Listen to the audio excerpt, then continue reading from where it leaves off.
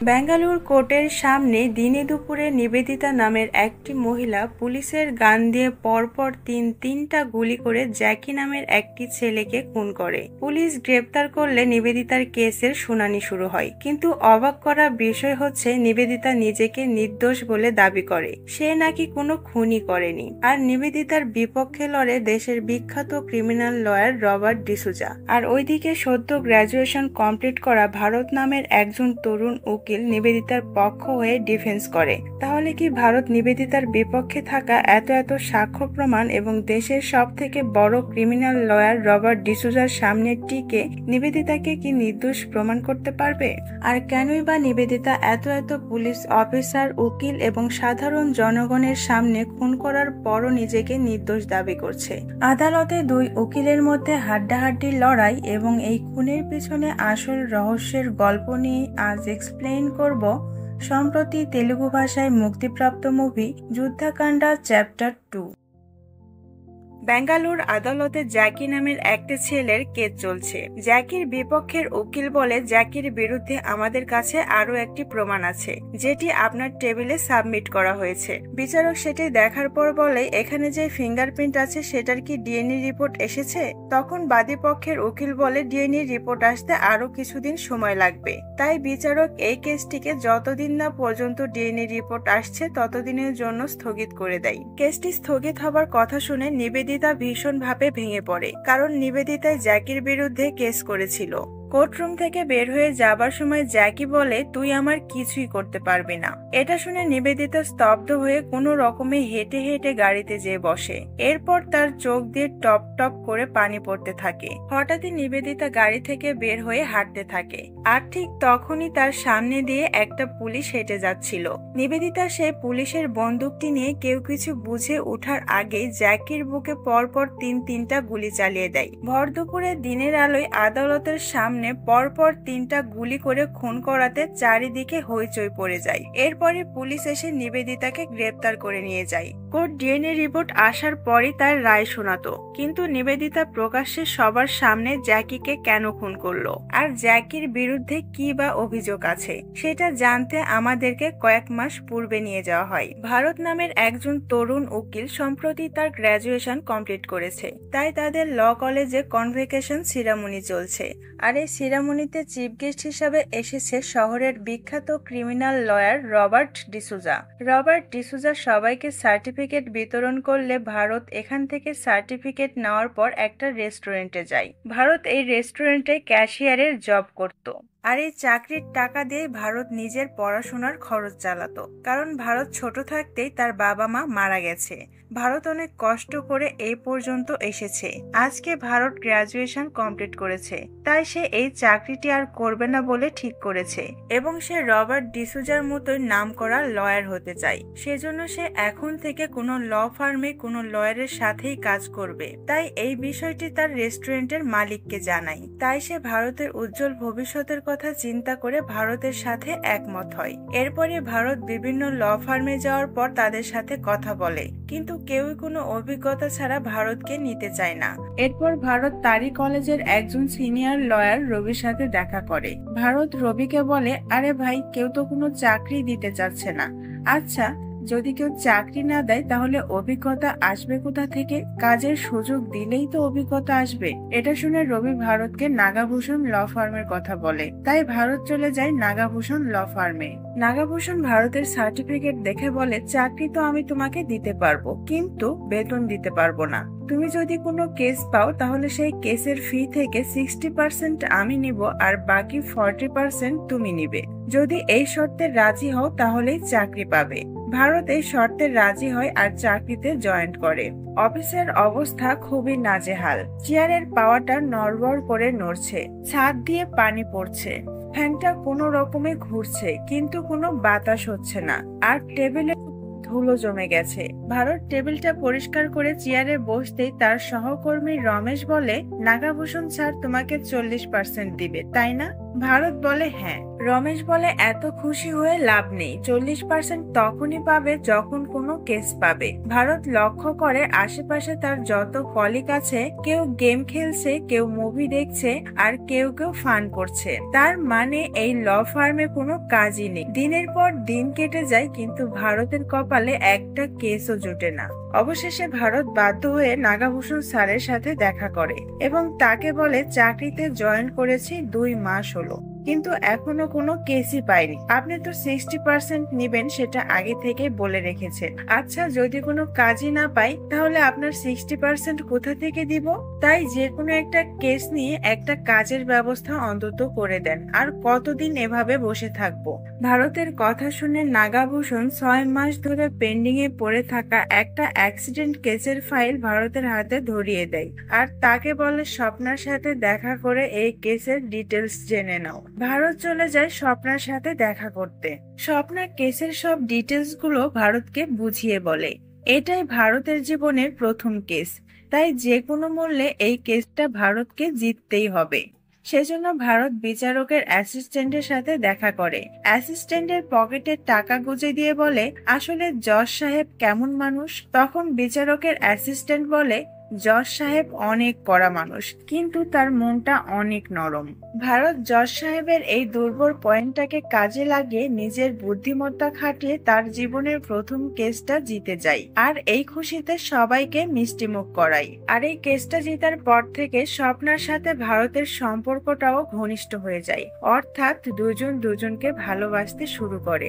এরপর থেকে ভারতের কাছে যে ছোটখাটো কেসগুলো আসছিল তার টাকা দিয়ে ভারতের দিনকাল বেশ ভালোই কেটে যাচ্ছিল।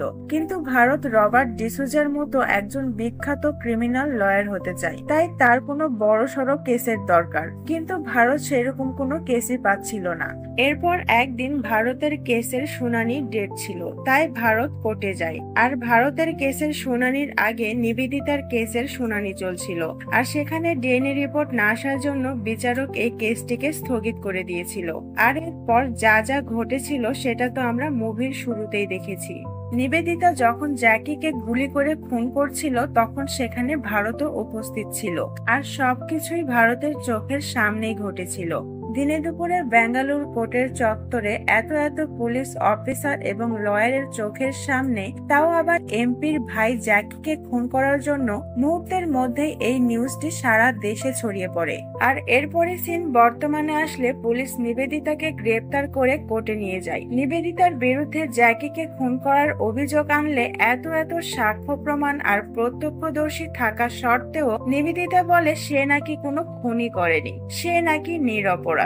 এটা বলতে বলতে সে অনেক ঘাবড়ে যায় আর হঠাৎই অজ্ঞান হয়ে যায়। তাই বিচারক নিবেদিতাকে হাসপাতালে অ্যাডমিট করতে বলে। আর নিবেদিতার পক্ষে যেহেতু কোনো এখনো উকিল অ্যাপয়েন্ট করা হয়নি, সেজন্য যতদিন পর্যন্ত নিবেদিতার পক্ষের কোনো উকিল অ্যাপয়েন্ট করা না হবে ততদিন পর্যন্ত এই কেসটাকে পেন্ডিং এ রাখে।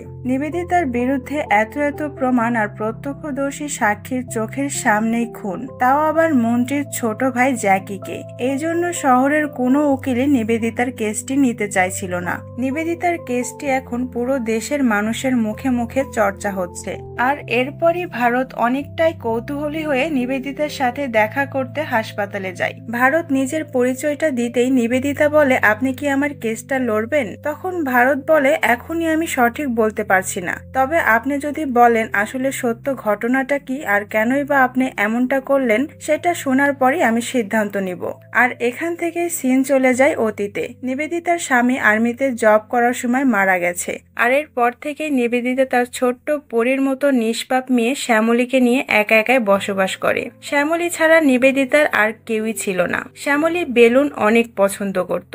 নিবেদিতা একটা প্রাইভেট কোম্পানিতে জব করে, সেজন্য নিবেদিতা শ্যামলীকে প্রতিদিন স্কুলে দিয়ে আসতে এবং নিয়ে আসতে পারে না। তাই সে একটা সিএনজি ঠিক করে রেখেছে।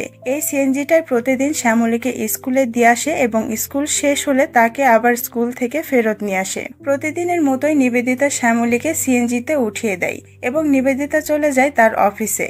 এরপর স্কুল ছুটি হওয়ার পর দেখা যায় শ্যামলী গেটের সামনে বসে আছে। এখন পর্যন্ত সিএনজি ড্রাইভার আসেনি।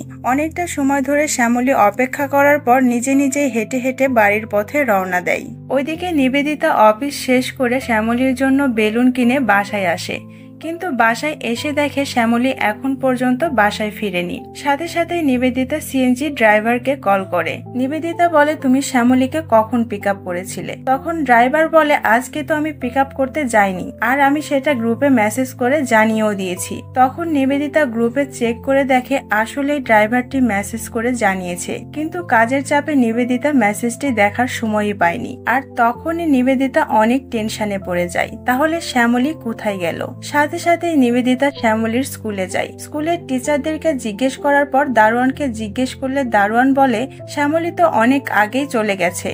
আর ওইদিকে দেখা যায় শ্যামলীর রাস্তা দিয়ে হেঁটে হেঁটে আসছিল। রাস্তার ঠিক পাশে একটা লাল কালার গাড়ি দাঁড়ানো ছিল। গাড়ির মধ্যে জ্যাকি ড্রাগস নিচ্ছিল। শ্যামলীকে রাস্তা দিয়ে একা একা হেঁটে যেতে দেখে জ্যাকি গাড়ি থেকে নেমে এসে শ্যামলীর সাথে কথা বলার চেষ্টা করে, কিন্তু শ্যামলী বলে, মা আমাকে নিষেধ করেছে অপরিচিত কারোর সাথে কথা বলতে। কিন্তু জ্যাকি বারবার শ্যামলীর সাথে কথা বলার চেষ্টা করছিল। আর ঠিক তখনই পাশ দিয়ে একটা বেলুনালা হেঁটে যাচ্ছিল, আর শ্যামলী তখন সেই বেলুনালার দিকে অবাক দৃষ্টিতে তাকিয়ে থাকে। জ্যাকি সাথে সাথে বুঝে যায় শ্যামলী বেলুন অনেক পছন্দ করে, তাই সে শ্যামলীকে বলে, তুমি বেলুন অনেক পছন্দ করো তাই না, চলো তোমাকে বেলুন কিনে দিই। জ্যাকি শ্যামলীকে বেলুন কিনে দিলে শ্যামলী অনেক খুশি হয়ে যায়। তখন জ্যাকি বলে, চলো তোমাকে বাসায় পৌঁছে দিই। শ্যামলীও বেলুন পেয়ে মহা খুশি হয়ে জ্যাকির গাড়িতে বসে পড়ে। এরপরে জ্যাকি শ্যামলীকে একটা পরিত্যক্ত বিল্ডিং এ নিয়ে যায়। এরপর শ্যামলী কান্না করতে করতে বলে, আমার অনেক ভয় করছে, আমি মার কাছে যাব। আর এরপরই শ্যামলী ব্যথায় চিৎকার করে মা ডাকে। ওইদিকে নিবেদিতা ও শ্যামলীকে খুঁজে না পেয়ে পুলিশ স্টেশনে যায়। নিবেদিতা পুলিশকে শ্যামলীর ছবি দিয়ে বলে, আমার মেয়ে মাত্র 6 বছরের। তখন পুলিশ অফিসার বলে, আপনি একদমই চিন্তা করবেন না, আমরা শ্যামলীকে খুঁজে বের করবই। এরপর নিবেদিতা রাতের বেলা বাসায় ফিরে যায় ঠিকই, কিন্তু সে মন থেকে একদমই স্বস্তি পাচ্ছে না। একজন মায়ের কাছ থেকে একটা সন্তান যখন নিখোঁজ হয়ে যায়, সেটা যে কতটা যন্ত্রণাদায়ক, কতটা কষ্টের, সেটা শুধুমাত্র একজন মাই উপলব্ধি করতে পারে। নিবেদিতার টেনশনে দু চোখের পাতা এক করতে পারে না। একটু আলসেমি আসতেই নিবেদিতার স্বপ্নে দেখে তার ছোট্ট কলিজার টুকরা শ্যামলীর দিকে একটা হায়না তেড়ে আসছে। আর এরপরই নিবেদিতাকে পুলিশ স্টেশনে ডাকা হয় এবং তাকে মর্গে নিয়ে যাওয়ার পর একটা ছোট্ট বাচ্চা মেয়ের লাশ দেখানো হয়। নিবেদিতার লাশটি দেখে বলে, এটা শ্যামলী না। যতই সময় পার হচ্ছে, নিবেদিতা তার কলিজার টুকরা ছোট্ট মেয়েকে খুঁজে না পাওয়ার জন্য নিবেদিতার অবস্থা প্রায় পাগলের মতো হয়ে গেছে। আর ওইদিকে পুলিশও সারা শহরে শ্যামলীকে খুঁজে বেড়াচ্ছে। খুঁজতে খুঁজতে সেই বেলুনালাকে শ্যামলীর ছবি দেখালে বেলুনালাটি বলে একটা লাল রঙের কারে করে তাকে নিয়ে গেছে। এরপর পুলিশ সেই কারটিকে খোঁজা শুরু করে। খুঁজতে খুঁজতে সেই পরিত্যক্ত বিল্ডিং এর পাশে কারটিকে পেয়েও যায়। এরপর পুলিশ সেই পরিত্যক্ত বিল্ডিং খোঁজার পর শ্যামলীকে উদ্ধার করে। শ্যামলীর অবস্থা খুবই খারাপ, তার দেহে শুধুমাত্র প্রাণটাই আছে। এরপর সাথে সাথে তাকে হাসপাতালে অ্যাডমিট করা হয়। আর এখান থেকে সিন চলে আসে বর্তমানে। তখন নিবেদিতা বলে, সেই দিনের পর থেকে এখন পর্যন্ত শ্যামলী কোমাতে আছে। শ্যামলী কোমাতে আছে 2 বছর হয়ে গেছে, কিন্তু এখন পর্যন্ত ওই শয়তানটা আমার চোখের সামনে দিয়ে নির্দ্বিধায় ঘুরে বেড়াচ্ছে। কোন মাই বা এটা সহ্য করবে? আমার মেয়ের এই অবস্থা করেছে, আবার সে আমার দিকেও খারাপ নজরে তাকায়। আমার এটা একদমই সহ্য হতো না। যখনই শুনানির ডেট আসতো, একটা না একটা বাহানা দেখিয়ে কোর্ট এই কেসটাকে স্থগিত করে যাচ্ছিল। একবার তো বেলে ছাড়াও পেয়েছে, কিন্তু এখন যদি আমার জেল হয়ে যায়, তাহলে আমার মেয়েটার কি হবে? সে তো অনাথ হয়ে যাবে। আর এই বিষয়টা নিয়েই নিবেদিতা এখন অনেক টেনশনে আছে। যেহেতু ভারতও অনাথ ছিল, তাই নিবেদিতাকে সান্ত্বনা দিয়ে বলে, আপনি একদমই চিন্তা করবেন না। আর ভারত মনে মনে নিবেদিতার কেসটি লড়ার সিদ্ধান্তও নিয়ে নেয়। এই বিষয়টা যখন ভারত স্বপ্নাকে জানায়, স্বপ্না বলে, নিবেদিতা আর শ্যামলীর পাশে তুমি দাঁড়াতে চাচ্ছ, সেটা তো একদমই ঠিক আছে, কিন্তু এই কেসটা তুমি কিভাবে জিতবে? নিবেদিতার বিরুদ্ধে এত এত সাক্ষ্য প্রমাণ, তুমি কিভাবে নিবেদিতাকে নির্দোষ প্রমাণ করবে? আর তাছাড়াও তোমার কোনো পূর্ব এক্সপিরিয়েন্সও নেই। এরপরে দেখা যায় এমপি শহরের সব থেকে বিখ্যাত ক্রিমিনাল লয়ার রবার্ট ডিসুজার সাথে দেখা করতে গেছে। এমপি রবার্ট ডিসুজাকে বলে, সামনেই আমার নির্বাচন, তাই আমি কোনোভাবে জ্যাকির এই অপরাধটা সামনে নিয়ে আসতে চাচ্ছি না। আমি চাই না ওর কুকর্মের জন্য আমার পলিটিক্যাল কেরিয়ার ক্লিয়ারে কোনো ইফেক্ট পড়ুক। যেভাবেই হোক ওই মহিলাটির উপর সব দোষ চাপিয়ে মহিলাটিকে দোষী সাব্যস্ত করতে হবে। আর এটার জন্য ফি হিসাবে রবার্ট ডিসুজা 3 কোটি টাকা দাবি করে। এমপি অবশ্য 3 কোটি টাকা দেওয়ার জন্য রাজিও হয়ে যায়। এরপরে ব্রেকিং নিউজে দেখানো হয় এখন থেকে নিবেদিতার বিপক্ষের উকিল হবে দেশের বিখ্যাত ক্রিমিনাল লয়ার রবার্ট ডিসুজা। নিউজটি দেখা মাত্রই নাগাভূষণ ভারতকে ডেকে পাঠায় আর তাকে বলে, শুনলাম তুমি নাকি নিবেদিতার কেস লড়ছো। তুমি নিবেদিতার কেসটা একদমই লড়বে না, কারণ তুমি রবার্ট ডিসুজার সামনে 1 মিনিটও টিকতে পারবে না। আর তুমি যদি হেরে যাও তাহলে নাগাভূষণ ল ফার্মের নাম খারাপ হবে। তাই এই কাজটা ভুলেও করতে যাবে না। কিন্তু যে যেটাই বলুক না কেন, ভারত মনে মনে ঠিক করেই নিয়েছে সে শ্যামলী আর নিবেদিতার পাশে দাঁড়াবে। তাই ভারত জেলে যায় আর নিবেদিতার কেসটা নিয়ে নেয়। তারপর ভারত এই কেসটা সম্পর্কিত যত খুঁটিনাটি তথ্য প্রমাণ আছে সে সবগুলো জোগাড় করে এবং এই কেসটাকে খুব ভালোভাবে স্টাডি করে। এরপরে কোর্টের রায় শোনানোর দিন আসলে ভারত রবার্ট ডিসুজাকে দেখে একটু ঘাবড়ে যায়। তাই তাকে সাপোর্ট দেওয়ার জন্য স্বপ্নও আদালতে আসে। এরপরে কোর্টের কার্যক্রম শুরু হলে রবার্ট ডিসুজা বলে, নিবেদিতা জ্যাকির বিরুদ্ধে যে অভিযোগে নিয়ে কেস করেছিল ওই কেসে ডিএনএ রিপোর্ট না আসার জন্য কোর্ট কেসটিকে স্থগিত করে দিয়েছিল। কিন্তু নিবেদিতা এই বিষয়টা একদমই মেনে নিতে পারেনি। নিবেদিতার কাছে জ্যাকির বেঁচে থাকার কোনো অধিকারই ছিল না। তাই নিবেদিতা কোর্ট চত্বরে সবার চোখের সামনে পুলিশের গান দিয়ে জ্যাকিকে গুলি করে খুন করেছে। আর সেই বিষয়টার অনেক সাক্ষ্য প্রমাণ এবং সিসিটিভি ফুটেজও আছে। জ্যাকি কিন্তু তখনও অপরাধী প্রমাণ হয়নি, কিন্তু নিবেদিতার কাছে জ্যাকি অপরাধী ছিল। তাই সে জ্যাকিকে খুন করে আইন নিজের হাতে তুলে নিয়েছে। আইন নিজের হাতে তুলে নেওয়ার কারোরই অধিকার নেই। তাই আমার মনে হয় নিবেদিতাকে ডিফেন্স করার সময় দিয়ে কোর্টের মূল্যবান সময়টা শুধুমাত্র নষ্ট হবে। এজন্য নিবেদিতাকে সর্বোচ্চ শাস্তি দেওয়া হোক। কিন্তু ভারত বলে যে কোনো অপরাধীরই ডিফেন্স করার অধিকার আছে। এরপরে ভারত কোর্টের সামনে শ্যামলীর ছবি দেখিয়ে বলে, ওই জ্যাকির জন্য শ্যামলী 2 বছর ধরে কোমায় আছে। যদি জ্যাকি ওই কুকর্ম না করত তাহলে শ্যামলী কখনো কোমাতে থাকতো না। আর শ্যামলী যদি কোমাতে না থাকতো তাহলে নিবেদিতা কখনো এই অপরাধটা করতো না। 2 বছর ধরে এই কেসটাকে কোনো না কোনো বাহানা দেখিয়ে স্থগিত করে দেওয়া হচ্ছে। আইন যদি জ্যাকিকে অনেক আগে শাস্তি দিয়ে দিত তাহলে নিবেদিতা কখনোই তার নিজের হাতে আইন তুলে নিত না। তাই নিবেদিতা এখানে দোষী নয়, বরং আইনই নিবেদিতাকে আইন হাতে তুলে নেওয়ার জন্য বাধ্য করেছে। কিন্তু রবার্ট ডিসুজা বলে শ্যামলীর কেসটা আর নিবেদিতার কেসটা একদমই আলাদা। তাই দুটোকে একসাথে গুলিয়ে ফেলার কোনো মানেই হয় না। তবে ভারতের কথা, শ্যামলীর কেস থেকেই তো নিবেদিতার কেসের সূত্রপাত। সেই জন্য নিবেদিতার কেসের সাথে অবশ্যই শ্যামলীর কেসের কানেকশন আছে। সবকিছু শোনার পর কোর্ট পরবর্তী হিয়ারিং এর ডেট দেয়।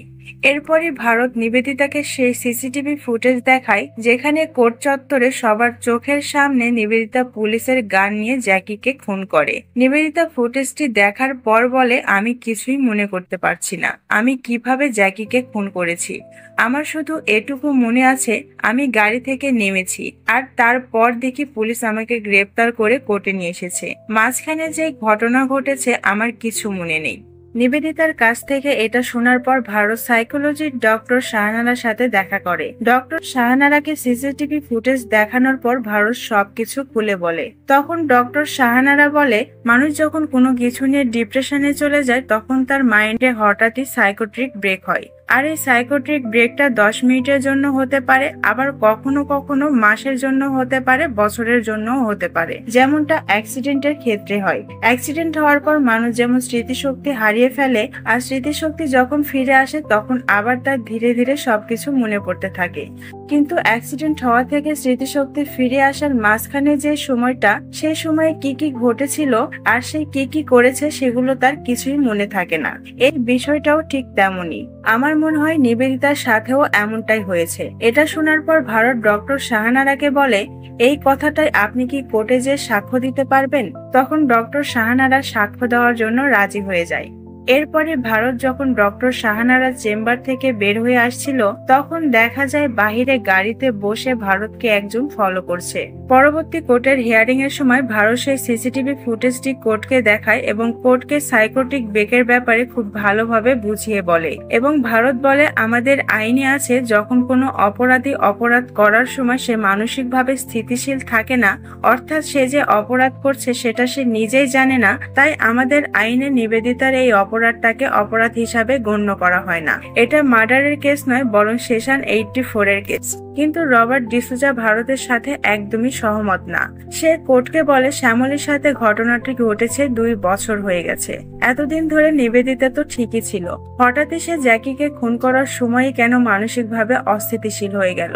এরপর অবশ্য সাইকোটিক ব্রেকের ব্যাপারে খুব ভালোভাবে কোর্টকে জানানোর জন্য ডক্টর শাহানারাকে কাঠগড়ায় ডাকা হয়। ডক্টর শাহানারাকে এই বিষয়ে জিজ্ঞেস করলে ডক্টর শাহানারা একদমই পোল্টি মেরে বসে। সে তার নিজের বয়ানটা পরিবর্তন করে নেয় আর সে বারবার সেই লোকটির দিকে তাকায়। এই বিষয়টা ভারতও লক্ষ্য করে আর সে বুঝে যায় ডক্টর শাহানারাকে থ্রেট দেওয়া হয়েছে। তাই সে কোর্টের সামনে বলে, আমি যখন ডক্টর শাহানারার সাথে দেখা করতে গিয়েছিলাম তখন ডক্টর শাহানারা যা বলেছিল আর এখন যা বলছে তার মধ্যে কোনো মিল নেই। সে তার নিজের বয়ানটা পরিবর্তন করে নেয়, তাকে হয়তোবা থ্রেট দেওয়া হয়েছে। তাই ভারত কোর্টের সামনে একটা অডিও রেকর্ডিং পেশ করার অনুমতি চাই। কোর্ট অনুমতি দিলে ভারত বলে, আমি যখন ডক্টর শাহানারার সাথে কথা বলতে গিয়েছিলাম তখন আমি মোবাইলে ডক্টর শাহানারার কথাগুলো রেকর্ড করেছিলাম। কোর্ট অডিও রেকর্ডটা শোনার পর খুব ভালোভাবে বুঝতে পারে ডক্টর শাহানারা তার বয়ান পরিবর্তন করেছে। এরপরে ভারত সেই ডক্টরকে কাঠগড়ায় ডাকে যে শ্যামলীর চিকিৎসা করছে। ডক্টরকে জিজ্ঞেস করলে ডক্টর জানায় শ্যামলীর অবস্থা খুবই বাজে, তার পুরো শরীরে আঘাতের চিহ্ন, এমনকি তার প্রাইভেট পার্টও কেটে দেওয়া হয়েছে। এটা শোনার পরে নিবেদিতা অস্থির হয়ে যায়, তাকে কেউ কোনোভাবে শান্ত করতে পারে না। কোর্ট নিবেদিতাকে শান্ত করার অর্ডার দিলে ভারত বলে, মেয়ের সাথে এমন ঘটনা ঘটেছে সেটা শোনার পর কোনো মা কিভাবে শান্ত থাকবে। এরপর পরিস্থিতি কিছুটা স্বাভাবিক হলে কোর্ট আবারও পরবর্তী হিয়ারিং এর ডেট দেয়। আর পরবর্তী হিয়ারিং এর সময় রবার্ট ডিসুজা যে এভিডেন্স পেশ করে সেটা সম্পর্কে ভারত একদমই অবগত ছিল না। রবার্ট ডিসুজা বলে, একজন সাধারণ মানুষের পক্ষে কখনোই এতটা নিখুঁতভাবে গুলি করে কাউকে খুন করা সম্ভব নয়। এটা শুধুমাত্র একজন শার্প শুটারই করতে পারবে। আর নিবেদিতা ছোটবেলা থেকে একজন শার্প শুটার। সে ছোটবেলা থেকেই তার বাবার কাছ থেকে শুট করার ট্রেনিং নিয়েছে। নিবেদিতা জ্যাকির বুকে পরপর তিনটা গুলি করেছে।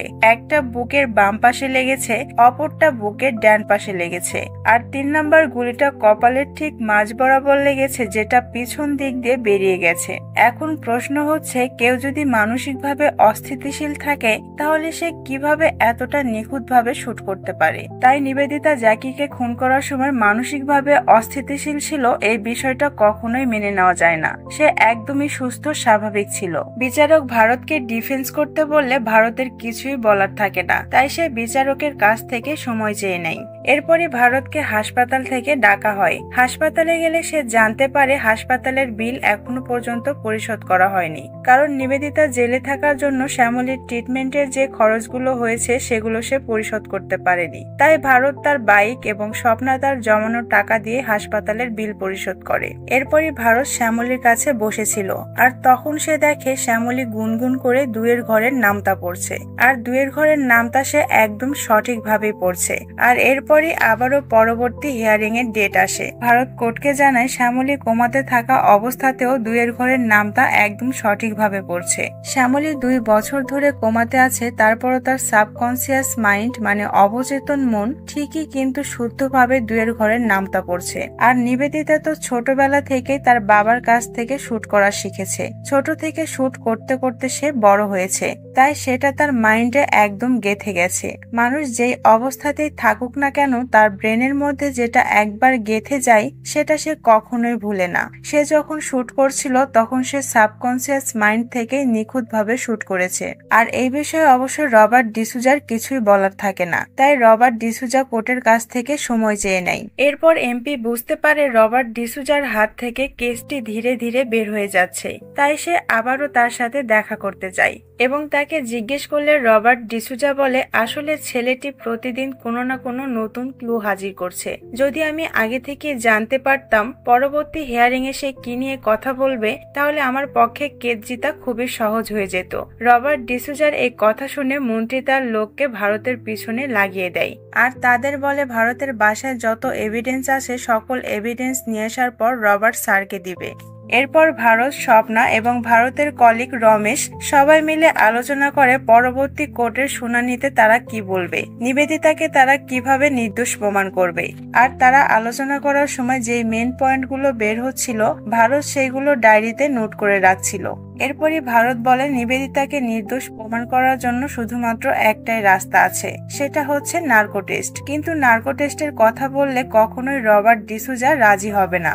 এরপর ভারত ডায়েরিতে নার্কো টেস্টের কথাও নোট করে। ভারত যখন বাসায় ফিরে আসে তখন সে বুঝতে পারে তার বাসায় লোকজন ঢুকেছে। তাই ভারত সেই ডায়েরিটা বাসার বাইরে রেখে ভেতরে যেয়ে দেখে কিছু লোকজন সব প্রমাণগুলো সরিয়ে ফেলছে। এরপর অবশ্য তাদের সাথে ভারতের কিছুক্ষণ মারামারিও হয়। এরপর যখন লোকগুলো ভারতের বাসা থেকে সব এভিডেন্স নিয়ে চলে যাচ্ছিল তখনই ভারত কিছু একটা চিন্তা করে সেই ডায়েরিটা গাড়িতে ছুঁড়ে মারে।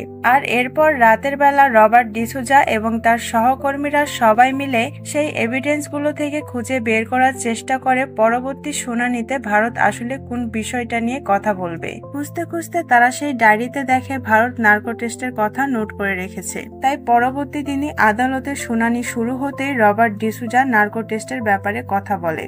তার মানে ভারত অনেক চালাকির সাথে নিজের বুদ্ধিমত্তা খাটিয়ে রবার্ট ডিসুজার মাধ্যমে কোর্টের কাছ থেকে নার্কো টেস্ট করার অনুমতিটা নিয়ে নিল।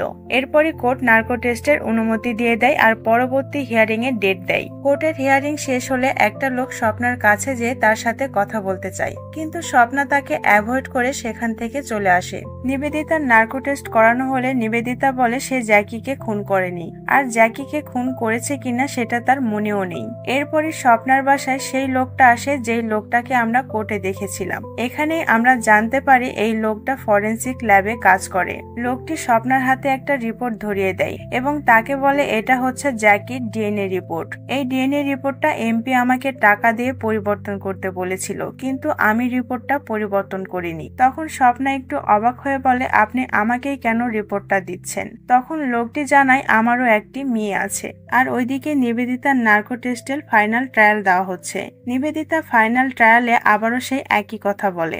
এরপরে নিবেদিতার নার্কো টেস্ট রিপোর্টটি কোর্টে দেখানো হয়, কিন্তু রবার্ট শেষবারের মতো নিবেদিতাকে জিজ্ঞাসাবাদ করতে চায়। সেজন্য নিবেদিতাকে কাঠগড়ায় ডাকা হয়। রবার্ট নিবেদিতাকে জিজ্ঞেস করে যে তোমার মেয়ের এই অবস্থা করেছে তাকে যদি তুমি সামনে পেতে তাহলে কি করতে।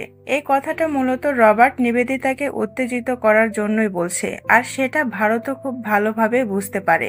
রবার্ট যখন একই কথা বারবার বলতে থাকে তখন এক পর্যায়ে নিবেদিতা উত্তেজিত হয়ে বলেই ফেলে, একবার কেন, যদি আমি ওই শয়তানটাকে 1000 বার সামনে পাই তাহলে 1000 বারই গুলি করে মারবো। আর এই কথা শোনার পরে রবার্ট বলে নিবেদিতা জ্যাকিকে কতটা ঘৃণা করে সেটা তার কথার মাধ্যমে বোঝা যাচ্ছে। নিবেদিতা আসলে জ্যাকিকে প্ল্যান করে মার্ডার করেছে। তাই নিবেদিতা যে মানসিকভাবে অস্থিতিশীল ছিল সেটা নিয়ে কিন্তু একটা প্রশ্ন থেকেই যায়। এরপরই কোর্ট ফাইনাল জাজমেন্ট শোনানোর জন্য নতুন করে একটা ডেট দেয়। আর ওইদিকে সোশ্যাল মিডিয়া সহ কোর্টের বাহিরে সবাই প্রোটেস্ট করতে থাকে শ্যামলী যেন তার সুষ্ঠু বিচার পায় এবং নিবেদিতাকে যেন জেল থেকে মুক্তি দেওয়া হয়। কোর্টের কার্যক্রম শুরু হলে ভারত বলে নিবেদিতা যে প্ল্যান করে মার্ডার করেছে এটা সম্পূর্ণই ভুল কথা, কারণ নিবেদিতা যদি প্ল্যান করে জ্যাকিকে মার্ডারই করত তাহলে অবশ্যই সে বাসা থেকে আসার সময় কোনো বন্দুক অথবা ছুরি সাথে করে নিয়ে আসতো, কিন্তু সে পুলিশের গান দিয়ে খুন করেছে।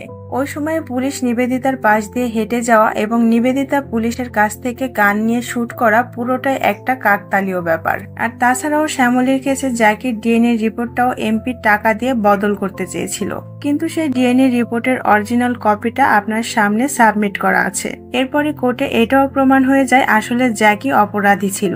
তখন রবার্ট ডিসুজা বলে মেনে নিচ্ছি জ্যাকি অপরাধী ছিল, যদি নিবেদিতার জায়গায় আমি থাকতাম তাহলে হয়তো জ্যাকিকে আমিও খুন করতাম, কিন্তু সেটা ইমোশনের জায়গা থেকে। তবে আইনে ইমোশনের কোনো জায়গা নেই। এভাবে নিজের সমস্যার সমাধান করতে যদি আমরা খুন করি তাহলে আইন ব্যবস্থার উপর প্রভাব পড়বে, আমাদের সমাজের উপর প্রভাব পড়বে।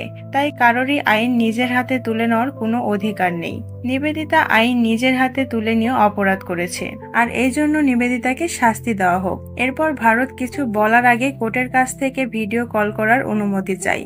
তারপর ভারত হাসপাতালে কল করে, আর এখানেই আমরা জানতে পারি শ্যামলীর জ্ঞান ফিরে এসেছে। শ্যামলীর জ্ঞান ফিরে এসেছে এটা দেখে নিবেদিতা আনন্দে আত্মহারা হয়ে যায়। তখন শ্যামলী বলে, মা তুমি কখন ফিরে আসবে? আমি আর কখনো বেলুন নিয়ে খেলতে চাইবো না। তখন ভারত কোর্টকে বলে 2 বছর ধরে জীবন মৃত্যুর সাথে যুদ্ধ করে শ্যামলী আজ সুস্থ হয়েছে। এখন তার সব থেকে বেশি প্রয়োজন তার মাকে।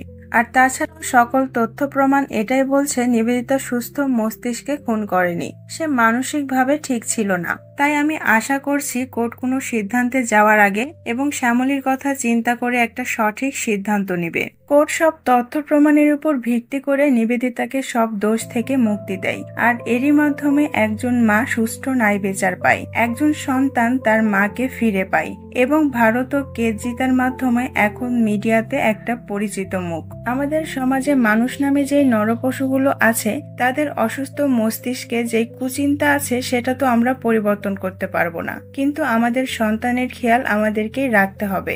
আজকের মুভির এক্সপ্লেনেশনটা আপনাদের কাছে কেমন লেগেছে অবশ্যই কমেন্ট করে জানাতে ভুলবেন না। যদি ভালো লাগে অবশ্যই লাইক দিয়ে দিবেন এবং চ্যানেলটিকে সাবস্ক্রাইব করে মুভি এক্সপ্লেনেশনের সাথে থাকবেন। সবাই ভালো থাকবেন। আল্লাহ।